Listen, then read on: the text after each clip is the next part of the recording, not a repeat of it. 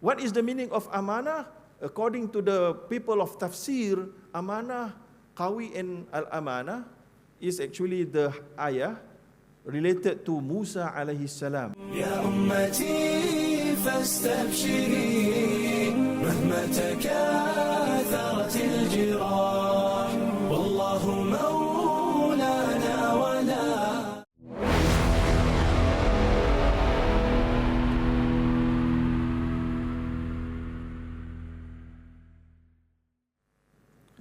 Bismillahirrahmanirrahim.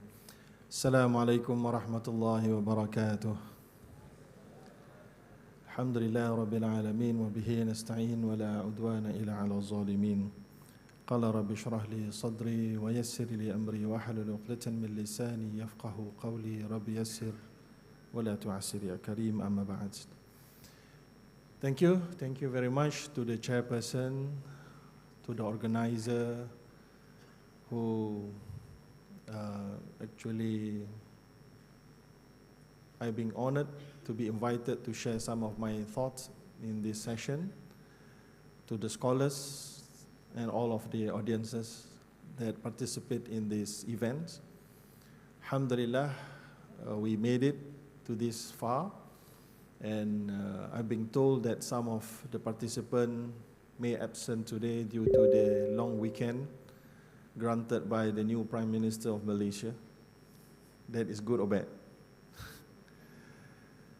Right, Malaysia has been known for so many holidays, because we are multiracial in Malaysia, so being, entertaining all of these races and religions has been one of the top priority for Malaysian politics and politicians.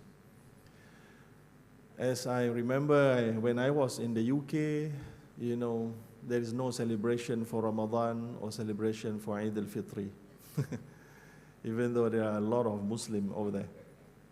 Okay, so go back to the topic that being entrusted onto me by the organizer. So the decline, internal and external causes. So supposedly I'm not to discuss the solution, from the topic that been given to me is only to expose the causes, internally and external factors that lead to the decline of the Muslim community and the Muslim nations and the Islamic nations. But first, the question that need to be addressed is, what is the peak and what is the decline? We have to be agreed on that question first. Because for some, the peak means that you are what? You are the multi-billionaires or multi-millionaires. You see the Muslim all around the globe, those who controlling the top companies and corporation, big corporation in the world. Is that the success from our definition? Or we are just so-so, they call it. But at the same time, we are happy, we are pious Muslims, we are performing our daily prayers without, any full. But at the same time, we are consumers. We are consuming the product that being produced by the non-Muslim, and we're happy with it. Is that a success? Which one? This is a very difficult topic that been given to me at a very difficult time, which is after lunch. All right, very difficult topic at a very difficult time, and in a very short moment, and I also don't know the background of the audiences. That make the discussion is even more difficult, because if we know who are the audiences, I may know how to adjust the level of the discussion. But, that is normal in the big conferences. The speaker need to adjust by themselves, and we hope that everybody can cope with the point that I want to share. Okay, again, for introduction, if you look to the Islamic history and the leadership of the caliphates, of course, at the time of the prophets and four guided caliphates, we can say without any doubt that is actually when Islam and their administration are at the peak, right? But we must not forget that after the four guided caliphates, almost 1,000 years after that, the Islam still have the caliph. Is that a success or not? When Islam has his own caliph, administer and govern the whole Islamic countries without borders, or may be with borders, but still under the government, the central government of Muslim caliph. Is that a success, or the success in your definition that you want to achieve? So that's really difficult for us to agree on one particular thing, which is what is actually peak and success that we want to achieve. I, as a speaker today, may have some luxury to deliver and share my opinion, but of course, not necessarily it is really correct, accurate, and can be accepted by all of the audiences. But I try my best, inshallah, to give some of the insight. Because if you look through the Islamic history and caliphates, please mention several caliph names that you think is upholding justice and at the peak of the Islamic administrations. Of course, after the four guided caliphates, I'm sure that you will mention Umar bin Abdul Aziz, Ridwanullah alayhim ajma'in, and also who? Who else? Anybody? Huh? Please, communicate with me. Anybody else? Harun al-Rashid, okay. Then, who else? Only that? We have 800 years or what? Who else? Huh? Uthmaniyah is the dynasty name, you know. The name of the caliph. Some mention Salahuddin al-Ayyubi. Some mention Muhammad al-Fatih. That's correct. You know? And some mention Muawiyah bin Abu Sufyan. Yes, maybe correct. And then, that's it. For 100 years, we only can mention several names. What that means is that, do we actually perform during the stint of the Islamic Caliphs? And what do we want to repeat from that? Yeah, we want to repeat several caliphs during that time, you know, of course. But again, if we look into that fact, we should understand that, of course, after the demise of the prophets and the companions of the prophets, at the time of the four guided caliphs, is there any quarrel, disagreement between the companions? Yes. So disagreement must not be viewed as failure, correct or not?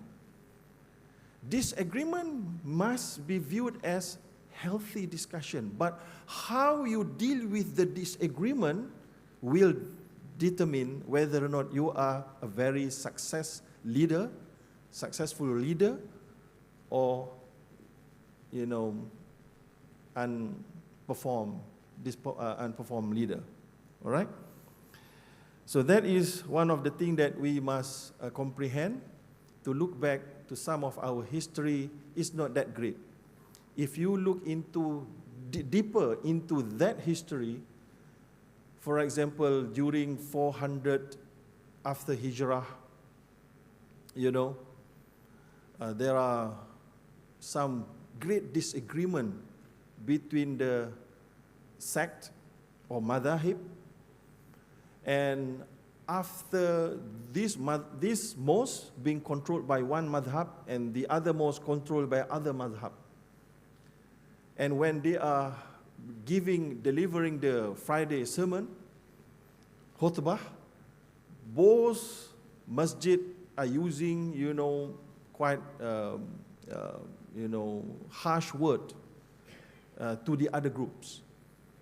And immediately after they disperse from the Friday prayers, the two groups, collide. And what happened is that they are fighting, such as they are fighting in the Badr battle and killing each other. That is during the Islamic Caliphate. Happened several times. So this is the topic that is very difficult for me to make a summary and in a very concise manner, because it, related to many things.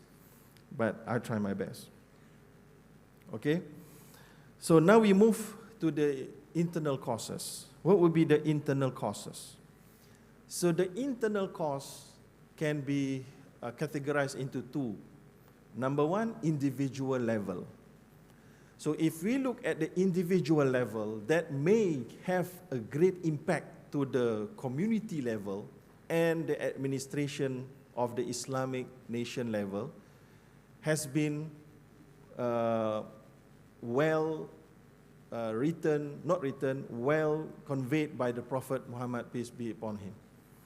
When the Prophet Muhammad sallallahu alaihi wasallam mentioned, the Prophet mentioned, "Wa inni lastu akhsha alaykum an tushriku, walakinni akhsha alaykum ad-dunya an tanafasuha." Meaning that in this hadith, authentic hadith, narrated and recorded by Bukhari and Muslim, by Allah, I can see with my own eyes the Hawd from this place. This is mentioned by the Prophet about the Hawd of Kawthar. I'm not afraid that you will associate anything with Allah in worship after my demise, but I apprehend that you will fight with one another for the life of the world. So this has been clearly stated by the Prophet, that this will be the first internal cause that lead to the decline of the Islamic identity and Muslim identity. In the other hadith, also authentic hadith, almost the same, at the time of Abu Ubaidah al-Jarrah, collected some tax from Bahrain, and at that time, on his way back to Medina, so some of the companions from An Ansar went to Salah Subuh prayer with the prophets, and before the Prophet sallallahu alaihi wasallam managed to leave the mosque, the companions stopped him, with a smiling face, and the Prophet replied their smiles and saying that, okay, I know you heard about Abu Ubaidah al-Jarrah is in his way back from Bahrain, bringing a lot of, collection of wealth. And the Prophet said, yes, you can take whatever you need. However, the Prophet said, فَوَاللَّهِ لَا الْفَقْرَ أَخْشَى عَلَيْكُمْ, I do not fear poverty upon you. وَلَكِنِّي أَخْشَى عَلَيْكُمْ أَن تُبْسَطَ عَلَيْكُمُ الدُّنْيَا, but I fear that the world, i.e. material possession, will be spread out for you just as it was spread out for those before you. Then you will start competing in the dunya as the previous people had competed, and it will destroy you as it has destroyed those before you. So again, in almost the same phrase, the Prophet reminding the companions about the danger and the fitnah of dunya, the wealth it is not only the wealth, but the wealth and power and the influence and the authority and etc. And then together with the wealth, okay, this one may be a little bit, sensitive. The Prophet also mentioned, Inna dunya hulwatun hadirah wa inna Allah ta'ala mustakhlifakum fiha fayanzur kaifa ta'malun fattaqud dunya wattaqun nisa. Authentic hadith recorded by Muslim. The Messenger of Allah sallallahu alaihi wasallam said, the world is sweet and green, alluring, and verily Allah is making you to succeed each other, generations after generations, in order to see how you act. So beware of this world and beware of women.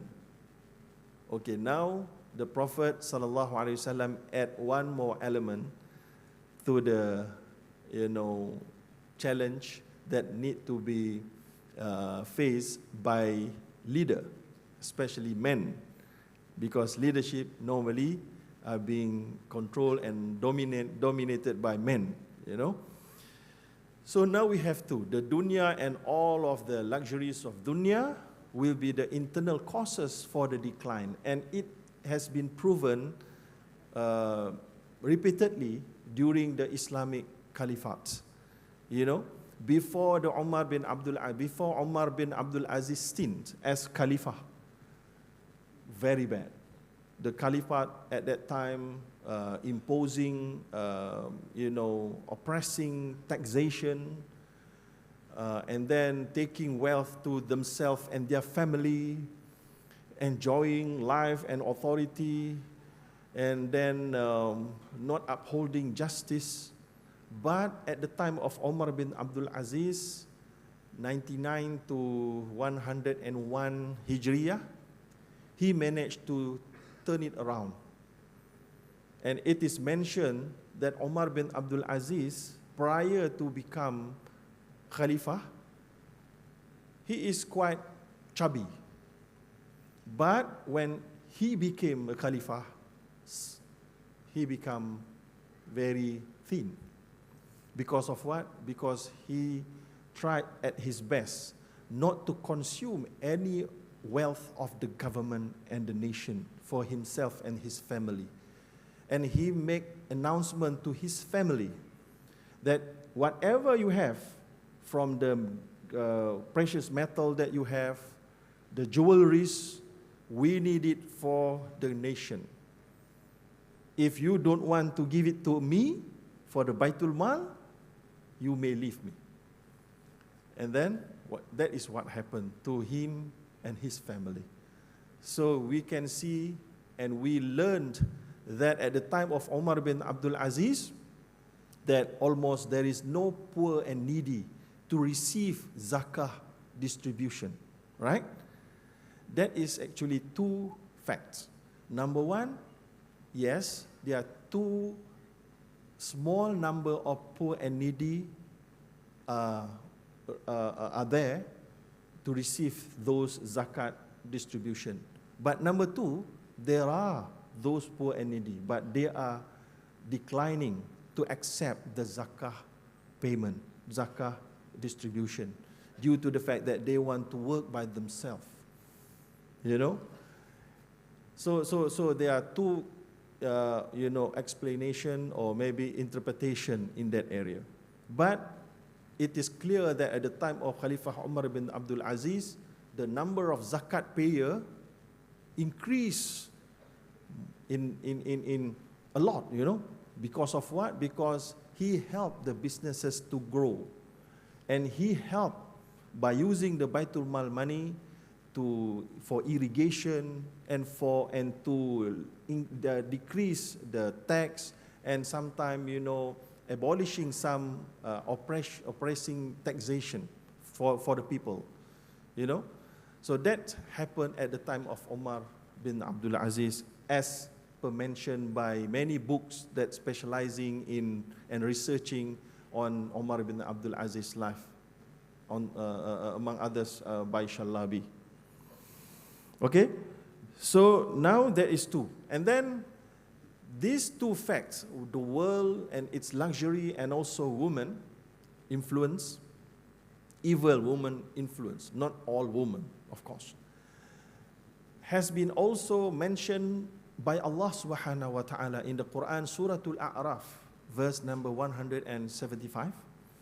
وَاتْلُ عَلَيْهِمْ نَبَأَ الَّذِي آتَيْنَاهُ آيَاتِنَا فَانْسَلَخَ مِنْهَا فَأَتْبَعَهُ الشَّيْطَانُ فَكَانَ مِنَ الْغَاوِينَ. This verse, according to Mufassirin, among others, Ibn Kathir and many more, are actually explaining the Asbabul Wurud, explaining about Bal'am bin Ba'ura. Do you know about this story of Bal'am bin Ba'ura or Bul'am bin Ba'ura? He is one of the scholars at the time of children of Israel. This is not Israel now, you know. Israel is Yaqub and Zulkifli, you know, the original one. Okay, so Bal'am bin Ba'ura has been granted on him by Allah subhanahu wa ta'ala that his supplication are always accepted instantly. Always accepted instantly. You know? And at the time of Prophet Musa alayhi salam and his people coming to this Bal'am bin Ba'ura village, the villagers at that moment come to see Bal'am bin Ba'ura and says that, "O Bal'am, you have to supplicate towards Allah to banish all of these Prophet Musa and their companion, because we are afraid that Prophet Musa is very strong and also their people. If they come here, they will take over our place and they will chase us out of our own village." So Bal'am bin Ba'ura at the first glance refused and declined to do so. He said, "Hey, Prophet Musa is a prophet, and I also gain this knowledge coming from Allah. So how come I will supplicate against Prophet Musa alayhi salam?" But what happened is that the villagers continuously asking and also at the same time trying to attract approval by Bal'am bin Ba'ura by saying that we will offer you this if you do so. We will offer you that, the luxury of the dunya. And Bal'am still refused until they offer too much. And Bal'am bin Ba'ura is no longer can decline the offer, and he take his donkey, go to the mountain and try to supplicate to Allah. But the donkey doesn't want to move. And then Bal'am hit his donkey. And then the donkey stand up and sit down again. And then Bal'am hit it again several times, and then the donkey is now bringing Bal'am on top of the mountain, and then Bal'am is now ready to supplicate towards Allah against Prophet Musa and their people. At the time that he wants to supplicate doa against Prophet Musa, Bal'am tongue has some trouble. Yeah? He missed saying. He's supposed to say bad towards Musa sallallahu alaihi salam and also their people, but instead of doing that, he is saying bad things to be on to their villages and themselves. So that happened. And it is also mentioned by some mufassir that what happened at the same time, that the tongue of Bal'am lull out of his mouth. And in the Quran, in the Surah Al-A'raf, verse 176, mentioned about kalb. in tatruku yalhath, about kalb, about the dog. If you just ignore the dog is still loll out its tongue. And if you play with it, still the same. It is mentioned that this is analogy for Bal'am bin Ba'ura after the supplication. And there is some other scholars continuing the story by saying that that is at the first time. And then what happened, Bal'am will not retract. He actually plays some plan in order to ensure that he will be able to supplicate. And then what happened, according to some scholars, Bal'am asked the villagers who have daughters and prettiest young girls among the villagers, and to be sent to flirt with the people of Musa alayhi salam.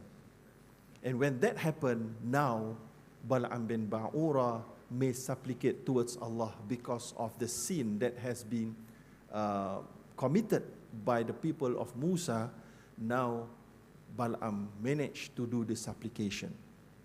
Wallahu alam about the extension of the story, but it is mentioned by many scholars as well. In short, and in summary, I want to say that is the decline, that is the factors that we already mentioned just now. The decline of the Muslim is because the luxury and woman sometimes, you know. And the same, almost the same story mentioned by the Prophet Muhammad, peace be upon him, with regard to the Barshisha. You know Barshisha story? In the hadith, long hadith, the Barshisha story about, again, the scholars, not only normal scholars, very obedient scholars, and then being approached by two soldiers, where there's one of their sisters being, shaitan. This is because of the shaitan, and then what happened is that fall ill, and then nobody can has the remedy for this illness, and then these two brothers bring their sisters to Barshisha for treatment. At first, Barshisha just reject, don't want to entertain, don't even get the chance to enter his house. And then what happened, the two soldiers, brothers, have to go to the war and the battles. He left their sisters in the corridor of this Barshisha's house. And then Barshisha just ignore. And then come evil,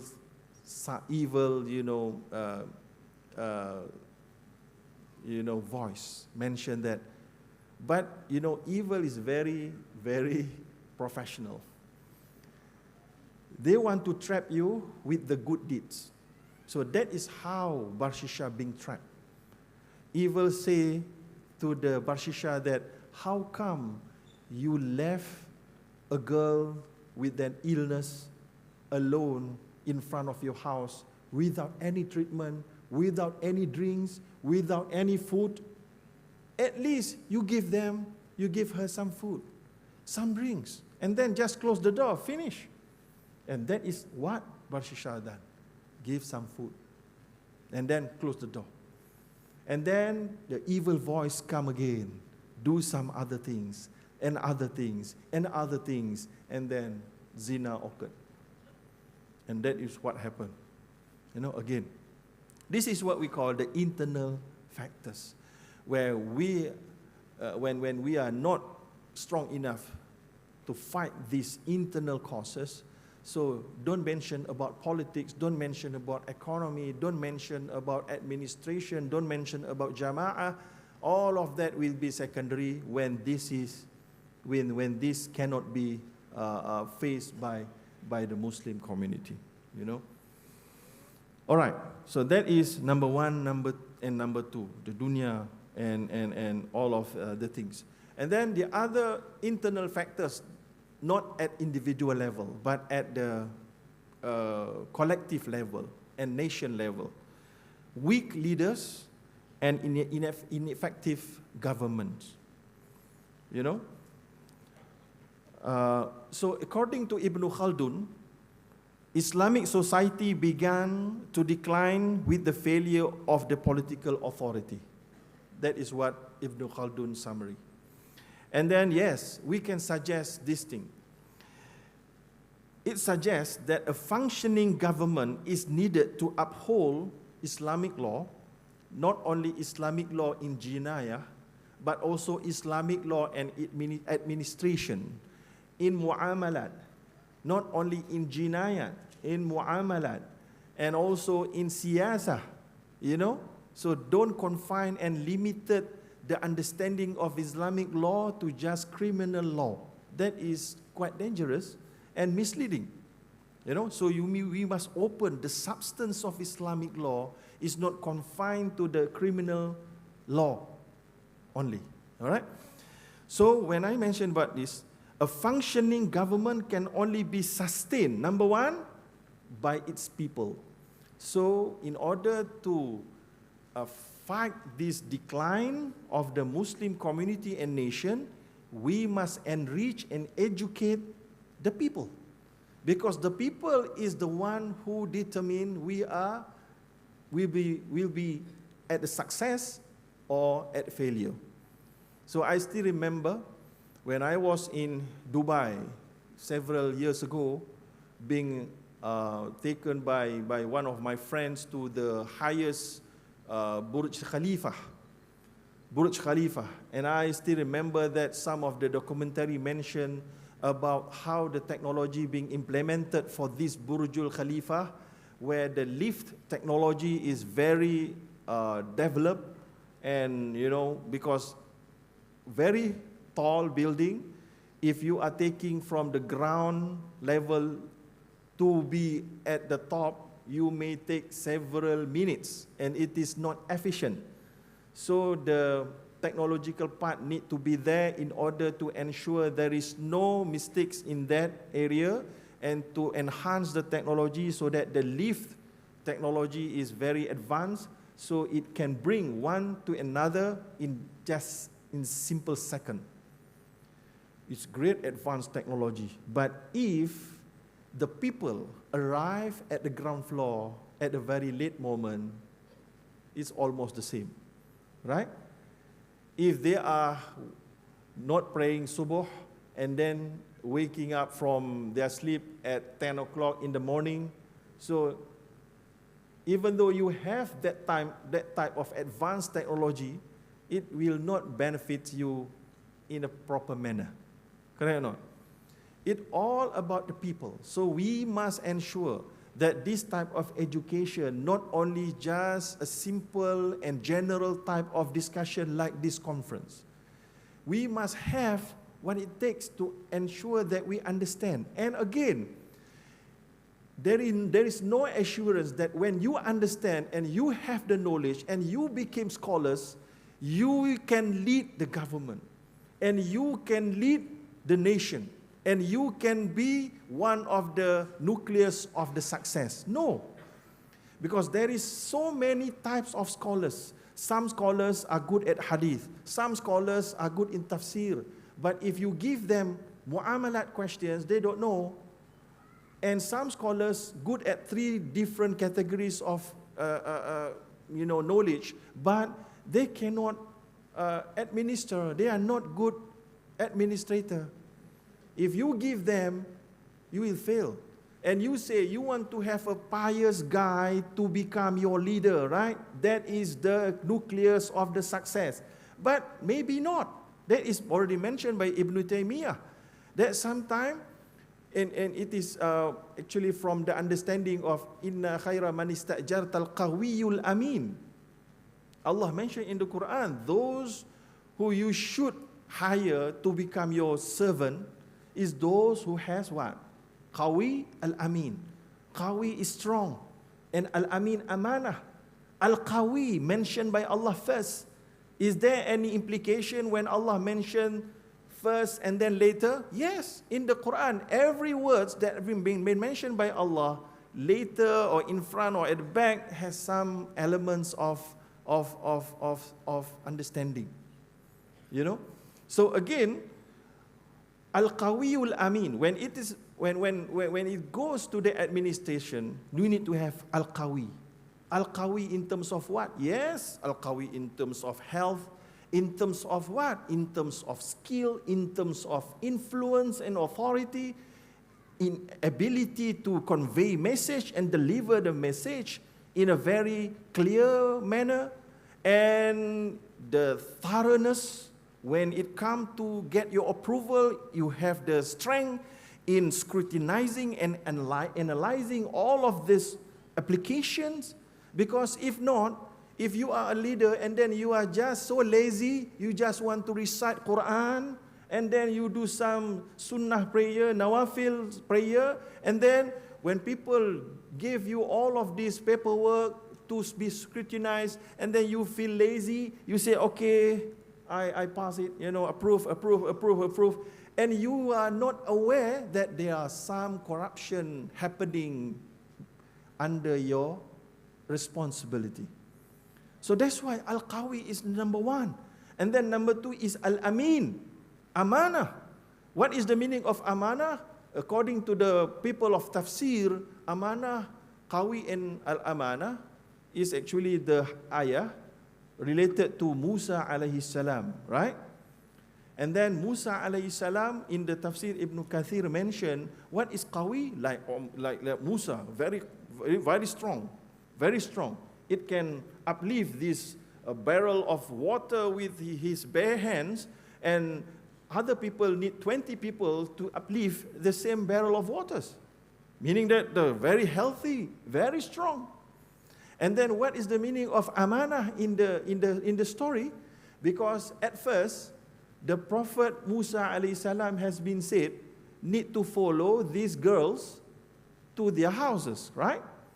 And then in order to be, ensure that the Prophet Musa will not be attracted to the hasanat of these women, the Prophet Musa said, no, let me be in front. You guide me where to go. That is amanah, means that he is very aware about the eyes of Allah, about sins, about the tricks of women and evil tricks due to women, So that is amanah. So we need both.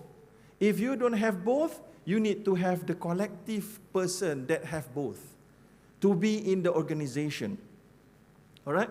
So that's why sustained by its people. Number two, who are sustained by wealth. So if you have good people, but you don't have resources, you don't have wealth, it's not sustainable as well.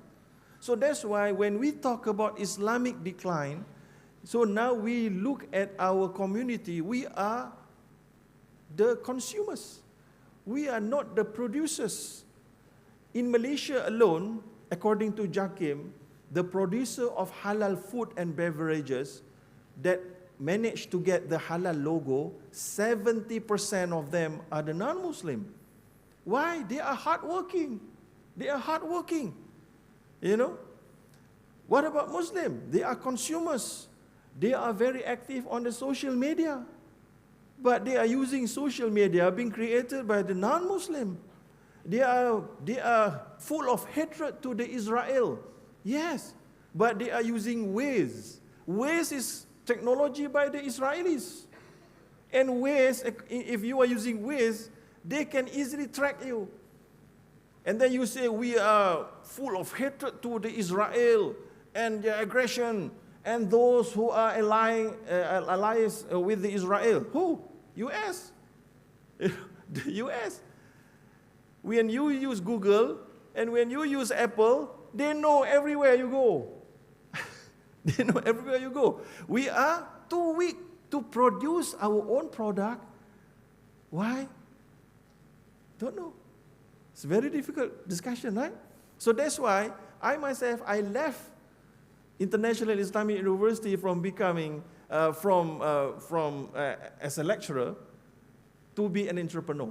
to create jobs, to create my own. I have my own slaughtering chicken plant, and I have my own solar energy engineering team, I want to create jobs. I want to become a producer.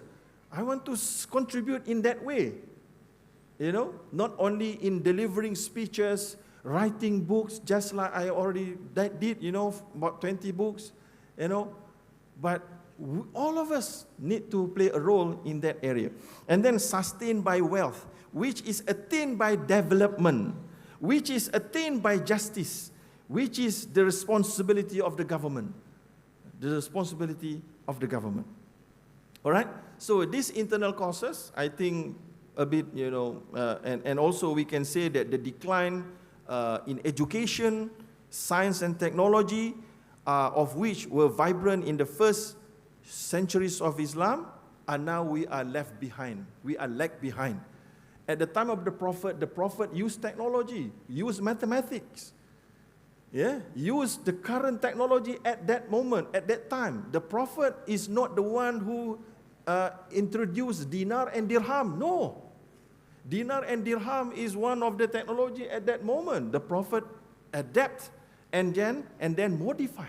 That is why we call it Sharia compliant. It is not initiated by Islamic community and even the prophets, but we accept and then we modify according to our needs and our conditions. Just the same like slavery. Slavery is coming from Islam or no? No. Slavery system is not coming from Islam. But at the time of the Prophet, Islam accept or not? And then in the Quran it is accepted? Yes. But Islam modify the nature and how the treatment of slavery. You can read Adabul Mufrad by Imam al-Bukhari. There is one full chapter about how you have to treat your slaves. And also being encouraged for all Muslims who have slaves to release them. So again, but now we are being left behind. We don't have this. I have some friends, expert in cyber security. And this expert, a real expert in Malaysia, they can hack into your phone. Now, if you give the number, they can hack into your phone immediately. And if you give them your email, he can immediately know from their system 10 years ago what is your password. So when I discuss with these guys, they say, Doctor, you want to know which country is the most advanced in cybersecurity and its attacks? I don't know. America? No, it is Israel. Israel. Because of what? Because Israel, they anticipate the attack from various avenues that sometimes is not being think by ourselves. When we are living in a very comfortable and comfort zone, we are not thinking about the attacks coming from this, from that, but they are living in hell, so they are thinking about all of the possible attacks, avenues that may come from here, from there. They do all of the cybersecurity works. So again, we are being left behind in the technological part. That's why I myself, with my companies, we try to come up with the technological solution. Because if your company use what we call QuickBook, QuickBook? One of the cloud accounting software.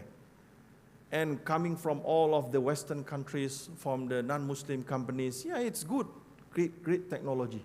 But why there is no Malaysian companies that can provide the same? So that's why I gather some of the Muslim developer, good developer, and also accountant. We do our own cloud server accounting software, so that we can become the producer and not only the consumer. So science and technology, and also lack of political support.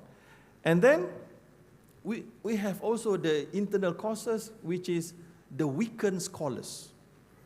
So we know this is very sensitive issues.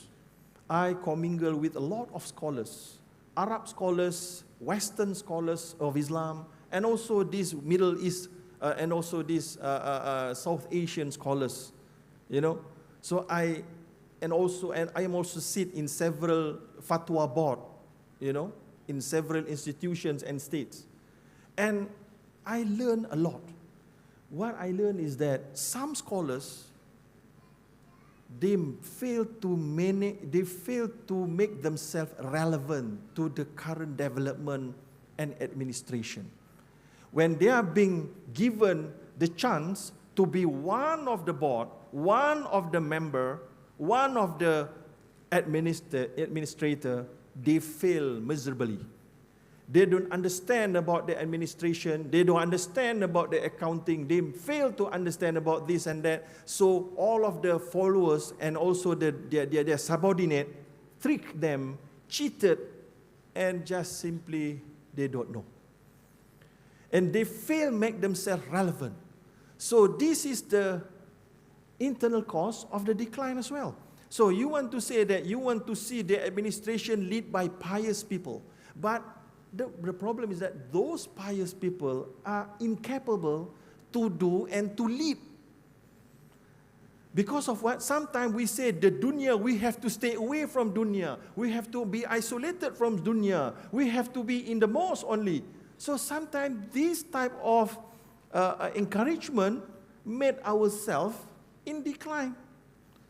Because we leave all of those things to the non-pious, and they will bring with all of the tools that they have, the media, the policy maker, the regulation, the enactment and law, will all according to their understanding. Because you already phase out from them. This is happening at the time of the Salafus Saleh. Imam Abu Hanifa being invited to become Qadil Qudah. He declined, but he has the right reason because he know that the leaders at that time want him to just become a rubber stamp. So okay lah, that's fair. But we want the sincere leader inviting those scholars to become somebody in the administration sincerely, and also those leaders and those scholars also must equip themselves with the understanding on how to contribute. Because, I myself learn a lot because I've been appointed as board in several board of directors of the company, a government agency, and I can see clearly at first, I cannot understand this, I cannot understand that, and your presence is actually feel nothing by the others. So that's why I have to equip myself with an adequate knowledge and skill in order to be relevant, can contribute. So where weakened scholars and feel detached from the administration and the politics, and then what happened is that the decline will be there, and also the mislead leader just now. And then the external factors, just summary. Number one, physical colonialism. Yes, the West, especially the European, Portuguese, British, they come to the India, they come to Pakistan, they come to Indonesia, they come to Malaysia, they colonialism. They conquer our land. They bring their understanding, and then they impose on our people and our leaders. Some of our leaders, just like Mat Kilau, I don't know, try to become, the resistance. But some of the leaders, they accept. As long as they can manage and they can maintain their position, is fine for them, So that's why physical colonialism not only giving the decline to the Islamic community and nations, but also we lost our identity. At the current moment, if we go to the UK, for example, most of our students that went to university in the UK and the US, when they come back, they feel proud of the community that they are at, at the time of their study. They can bring some of their attire from the West. They bring some of this and that from from the US and from the UK. And also some culture as well, good culture especially, and some bad culture as well. But when they come to Malaysia, they don't want to, nothing. Is there anything that they can bring from Malaysia? I don't know. So we hope they can bring something good, not something bad. So physical colonialism. Number 2, the rise of wealth in the West. So West not stopping. They know how to utilize their resources. And then they create wealth by creating financial institutions, by creating financial markets controlled by them. All financial institutions controlled by the framework, the monetary policy, the fractional reserve system. Yes, you can say we have to stay away from this. Yes, you can say that, but it is not ideal. From fiqh point of view, you cannot ask people to stay away from bank just because bank is using fractional reserve system. It is wrong, because Islam, we have something else. Just like slavery, and also just now I mentioned about what? About slavery and also dinar and dirham. We have to modify. We have to be unite and demand for the change. When we are not unite, we cannot demand for the change because you don't have numbers and figures. If you have numbers, you can demand. Just like when I was in Sweden, just like when I was presenting in Ireland, the Muslim community asked me after the session about the Islamic finance and also about riba and whatnot. They say, unfortunately, we don't have this thing. So how can we deal with the bank at the current moment? I say to them, you have to be united and demand for the bank to introduce Islamic bank. With your demand, those people are capitalists. They are only looking at the demand. If there is a demand, they will happily supply. So you have to create the demand at first. Without the demand, without the unity, you cannot have good demand because your number is less. Commercially is not viable as well. And then, the last one is the productivity boom by the non-Muslim on controlling the economy because they are hardworking. At first in Malaysia, the Melayu, the Malays, they are the tuan rumah, They are the boss. They are just sitting, all right, non-Muslim, all right, Chinese, give me coffee. Give me coffee. Okay, give me this, give me that. And then when you ask them, you have to pay. At first, they are like, your servant. But they are not stupid.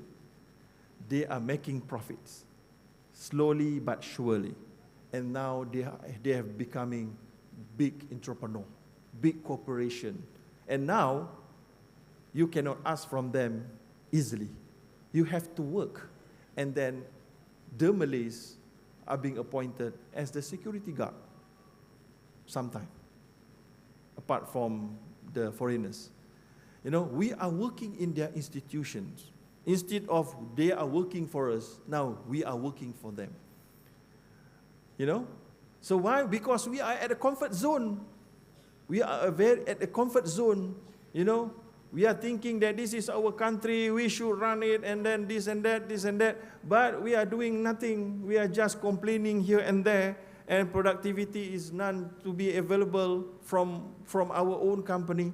So that's why these are some of the external factors that lead to the decline of the Muslim community and also the Muslim politics, and also not just for this current moment, but from years, 1,000 years ago, all of these internal and also external factors has been consistently haunting the Muslim community and leaders.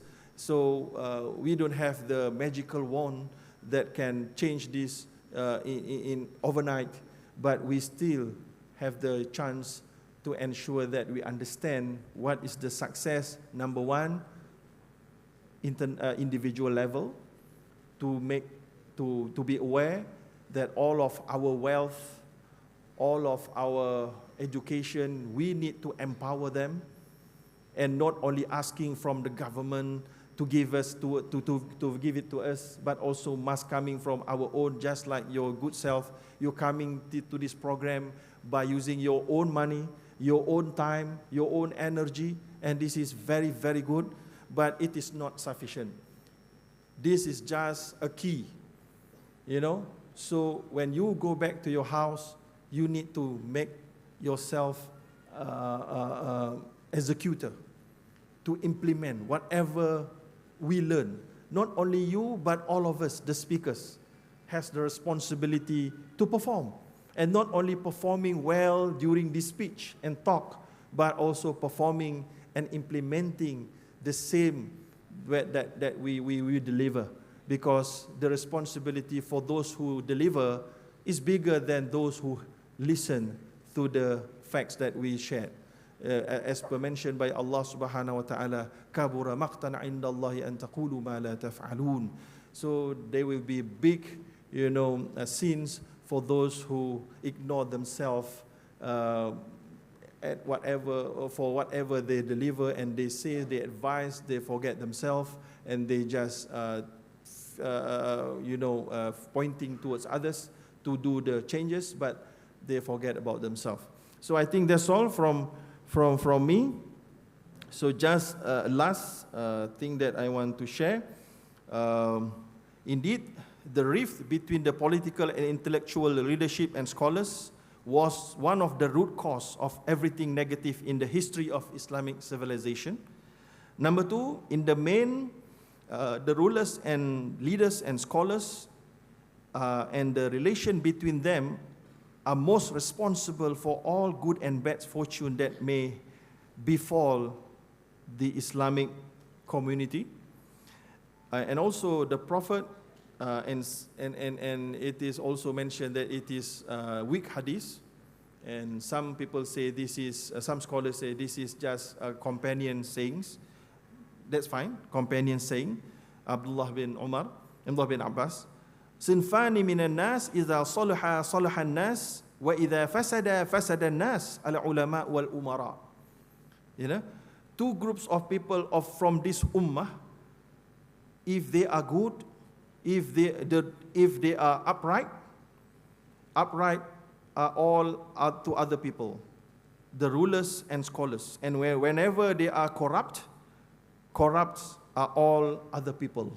So they are the rulers or the leaders and the scholars. So in order for us to find solution, there must be a solution to a mixture of the scholars who equip themselves with the tools of administration, and also the leaders who are sincere to invite scholars to play a huge role and contribute to the upbringing of the Islamic community and Islamic nations.